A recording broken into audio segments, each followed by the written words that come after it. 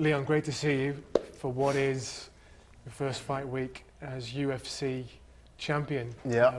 I wonder at what point did your mind switch from celebrating what happened in August last year to thinking about this week and Saturday night? I would say probably like a few months after, you know. I enjoyed my celebration, enjoyed my time off, and after that, it was already knew just coming to London, right? I was like, okay, I need to headline London. This is my second time I was meant to headline it. Well, I'm going to headline it. First, I meant to be Tyron Woodley. It got cancelled because of COVID. Now I got a chance to come back as a champion, and it's crazy like the 360 that I did, right? Because at the time when it got cancelled against Tyron Woodley, I was so upset. But now it's crazy how it works, you know. And it's going to be a good evening for the UK fans and for me. Yeah, I mean, going back to August last year, you celebrate becoming champion. Yeah. The next week, you celebrate turning 31 years old. For what you know now as being a UFC champion, all that comes with it, how do you think a younger Leon Edwards would have dealt with all the fame and acclaim and attention? I think it happened at the right time, you know, at 30, 31. I think if I had it when I was calling for it 4 years ago, I don't think I probably would have been the mental state. Yeah. What do you think you would have struggled with? Just getting pulled here and there, and getting asked for and stuff like that. You know, it's easy to get drawn out. You know, even by friends or just by whatever. You know, so now to be in a mental space where I know what I want out of life now. I know exactly where I'm going, and it's easier to do. Yeah. You know, to handle. And so like I said, everything happens on God's timing, and I feel like I'm in the perfect position right now. I wonder what sort of stuff has come up for you, because if we go back to when Kamaru was champion, he's in the Black Panther movie. He's talking about doing crossover fights with Canelo. I wonder what sort of things have come up for you that either you've taken or haven't taken, or maybe things that you're thinking, do you know what? Once this fight's done, I wouldn't mind stepping into that arena. Yeah, I got a few offers, either going to shows and stuff like that, but I'm at the stage now that I'm not even interested in that. You know, I think I need to cement my legacy first and cement what I need to do in this sport first before I even consider that. Like I said, I'm only just turned 31 years old. You know, I've got a lot of time left in this sport, and I cannot take my mind off that. You know, I can't just become champion and start thinking, let's go do movies, let's go do this. I think it distracts you, and it's energy draining. You know, even though it might not seem at the time, but it is. So I'll stick to what got me here, and we'll go from there. So we're not going to see you in the movie anytime Not for now. soon. Not for now. Maybe when I'm heading towards retirement, I'll probably consider it. But I think for now, I'll focus on this for now. Let's fast forward to Saturday night. What is going to be going through your head as you make your walk to the cage that's going to stop your head from just exploding, because the atmosphere is going to be something very special, I think? Like for me, like I enjoy the moments enough. Like this is my 6th main event, I think, for the UFC, 5th main event for the UFC. So I've been here before. I've been in the main fight before. I've been in the deal fight was a good fight. It's going to be different as far as like what more screams, like how, like you know, like how. I understand it's a title fight, right? I understand that part, but how it's going to be different?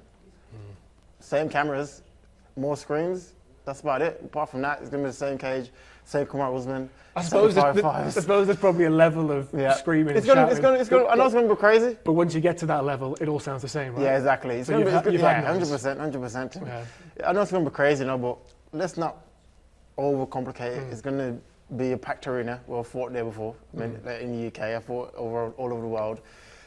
Now I get to enjoy it with my family. You know, my friends and family get to see it now. That's the only difference to me, anyway. That I can have more friends there and more family members there.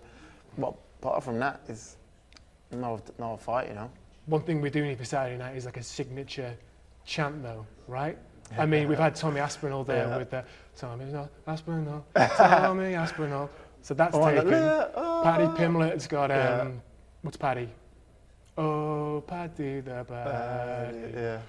I was brainstorming. Yeah. Can I throw them in? See what you think?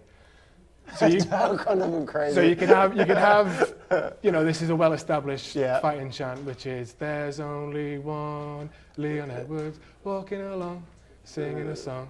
Well, yeah, we could have that. Yeah, that's a good one. I was thinking because of how the last fight ended so abruptly, you could have "He wins when he wants." He wins when he wants. Leon Edwards. That's a good one. He wins when he wants. That's a good one. Or, I think you'll like this because it brings the family into it. Yeah. Have you ever heard the Kolo Touré, Yaya Touré song? No. Do you know who they are? No. Footballers. I know Yaya Touré. Okay, Kolo's his brother. Yeah. So they used to have this chant where they go, yo, yeah, yeah, yeah, yeah, yeah, yeah, yeah, yeah, yeah, yeah, yeah. How you turn it to Leon Edwards? Kolo. Yeah. That was it. They did it with brothers. Yeah. You could do it with your brother, but you go. The syllables are a bit off. Yeah. Just take the word. Think about Fabian Edwards, Leon. I think the second one is better. Yeah. I think let's go for the second one. Okay, which was he wins when he wants. He wins when he wants. That's a good one. All right. Are you looking forward to getting around Kamaru? Because we haven't really seen too much or heard that much of him. Yeah. I think Kamaru's Kamaru. You know, he's gonna, like he's been doing since the knockout. He's been playing it down. I'm happy that I lost my bout, and like what everyone says when they lose, everyone says the same exact thing when they lose. You know, like the story doesn't change. You know, I'm happy that I lost my bout, and it was the pressure on me, and blah blah blah, and yeah, I just want to get around him, feel his energy, and we go from there. You know, but it's all the same. Even though you won in the most conclusive fashion possible, how have you come to terms with perhaps that little voice in your head that says, I was close to losing that one? Yeah. He was on his way to a points decision. Yeah. How have you kind of made sense of what was happening in the fight, and what have you done to improve, to work on your game, to study where things might have not gone to plan, to make sure that you don't get in a situation where you need to, as Dave said, pull it out the fire? Yeah. I went back, watched the tapes. We adjusted our mistakes that we need to make, and come up with a right game plan, you know, to conquer it. And I feel comfortable with myself. I feel comfortable in what the outcome is going to be.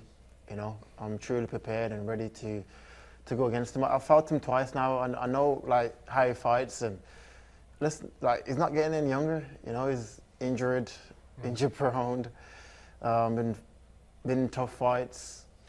So I'm only a young 31-year-old man, and just now going into my prime, you know, and I'm feeling good. So let's see. Like I said, I am ready physically, mentally, emotionally. I am ready, you know, and I cannot wait. This is what I've worked for a long time, and like I said, I can't see him coming to the UK and taking his bout from me. You know, like I said, I've never lost in the UK. I enjoy fighting back at home. I enjoy being around my family and fighting around my family. And this is just another icing on the cake to defend my bout.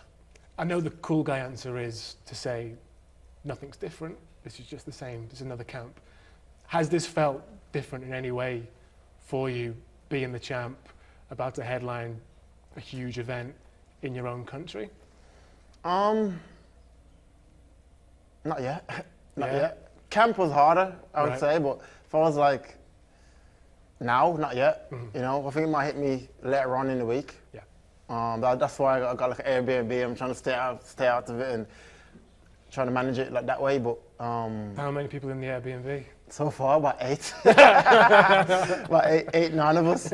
There's a lot of people there. You got some house rules everyone's sticking to? I got like an ensuite and my bedroom, so I'm all right. As long as I'm in my ensuite bedroom, everyone can do what they want to do, you know. But the rest of it will be a they'll figure it out. But yeah, like for me, like I said, I just want to manage it, be around my team, be around my family, have banter, make it like a normal day as possible. Yeah. When time comes to focus on training or fighting, I'll be focused and ready, you know. And I've always been like that. Yeah. You know, I've been a laid-back person my life. That's just my personality, you know. I think it's the same with how I handle fighting. I'm very laid back, and it is what it is. You know, like I said, I truly believe this is my time. I truly believe God put me right here to be here right now, you know, and that's it. Have you thought about what could come next? if you win this fight? Not yet. Yeah. Like I said, Kamaru is a tough opponent, you know, and I know I need to go out there and take, like, for me, I don't want it to be like a close fight, you know. I need to go out there and just show out and show off, and that's what I want to do, you know. So I'll go out there, I do what I need to do, then from there we'll go from there. Because look, if you beat Kamaru Usman twice in a row, you've beaten the hardest guy in the division, one of the best guys in the division of all time, twice in a row. Yeah. Surely then you're entitled to say, well, I want a big fight, a money fight. Yeah. Start bringing in some names that might not necessarily be at the top of the rankings, but just have a huge event that you can enjoy. Yeah, for sure, 100%. After I beat him in Saturday night, we'll sit down with my team and see what's the best option financial-wise, you know, because like I said, I've got a family to look after, and my goal is to provide for my family and my mum, my son, and to give them the life, you know. So we'll sit down with my team after this and figure it out. It's straightforward though, right? Conor McGregor's coming back. It might be at 170. You just make sure you're cage side with the belt. Winner gets to jump the queue. We'll see. We'll see. If you got an offer for a big money fight against Conor McGregor and a big money fight against Jorge Masvidal, same money. Masvidal. Yeah, for sure. 100%. Still there for you, right? Yeah, 100%. I think that's like a story behind it, right? There's motivation there, and if it's the same money you're saying, then the motivation would be that wasn't an offer. That was just the motivation would be that I don't like him, you know. But yeah, like for me, I don't want somebody ever calls out Conor. You know, like he hasn't fought for however long. I know he's a big star in the sport and all that, but I think if you keep doing what you're doing anyway, you can get the money and you might get the Conors, you know. But for me, I just focus on what I need to do. Like literally every single fighter, from heavyweight to strawweight, call him out. It's weird, you know. But for me, like I said, I'm gonna keep doing what I'm doing and go from there. And I guess you don't want to get in a situation where you're a guy who's like chasing it. It's weird. I would find it weird. I would find it weird. I see like just random people calling. Like I just don't understand it, you know. Like it wouldn't suit you either. Yeah, I was keep doing me, and just be there with the belt. I was be the champ, you know. Like my aim in the sport to be the best of all time, and whatever comes of it, you know. But my aim is to be the best of all time.